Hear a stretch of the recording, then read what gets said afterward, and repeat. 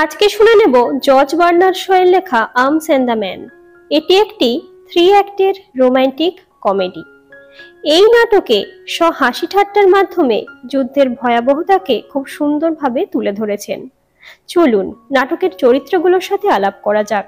প্রথমে যার কথা বলবো সে হলো রায়না। তারপর আসছেন সার্জিয়াস,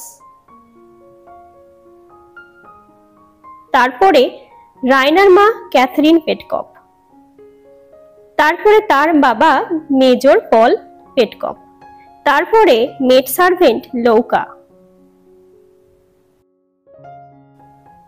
তারপর সার্ভেন্ট নিকোলা, তারপরে আসছে ক্যাপ্টেন ব্লুন্সলি, যিনি এই গল্পের নায়ক।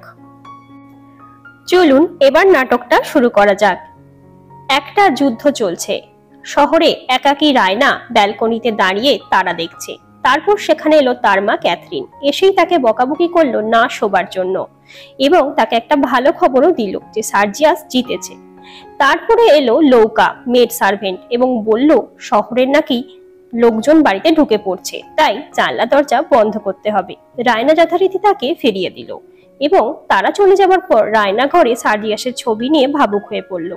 এইভাবে দরজা জানলা বন্ধ না করেই সে যে কখন ঘুমিয়ে পড়লো সে তার টেরও পেল না। ঘুমের মধ্যেই রায়নার মনে হতে লাগলো ঘরে বোধহয় কেউ ঢুকেছে। উঠে দেখলো একজন সোলজার। সে ভয় পেয়ে গেল, কিন্তু দেখালো যেন সে ভয় পায়নি।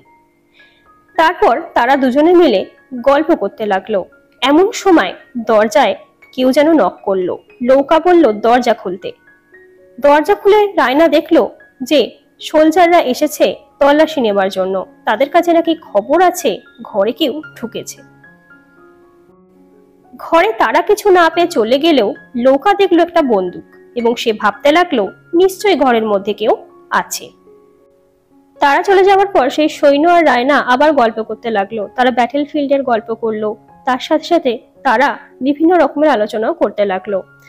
এবং রায়না তার মাকে ডাকতে গেল, এসে দেখলো সেই সোলজার বিছানায় শুয়ে ঘুমিয়ে পড়েছে এবং তারা দুজনে মিলে কথাবার্তা বলে তাকে বিদায় দেওয়ার ব্যবস্থা করলো।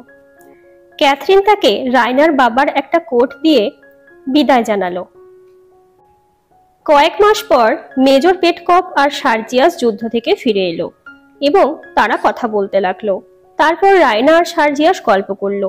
রায়না ঘরে যেতেই সার্জিয়াস লৌকার সাথে প্রেম করতে শুরু করলো, সেটা রায়নার চোখেও পড়লো।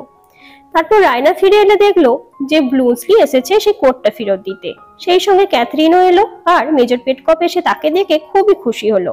তারপর তারা লাইব্রেরিতে গিয়ে গল্প করতে লাগলো। সেই সময় উপস্থিত হলো সার্জিয়াস এবং সার্জিয়াস রায়নাকে বলতে লাগলো যে তার সঙ্গে ব্লুন্সলির কি চলছে। তখন রায়নাও ঘুরিয়ে বলল লৌকার সাথে তোমার কি চলছে। এইভাবে তাদের সম্পর্কটা নষ্ট হলো। তারপর ব্লুন্সলির সাথে রায়না আর সার্জিয়াসের সঙ্গে লৌকার বিবাহ হলো। তাদের পরিবার অমত করলো না, বরং খুশি হলো। এইভাবেই নাটকটা শেষ হলো।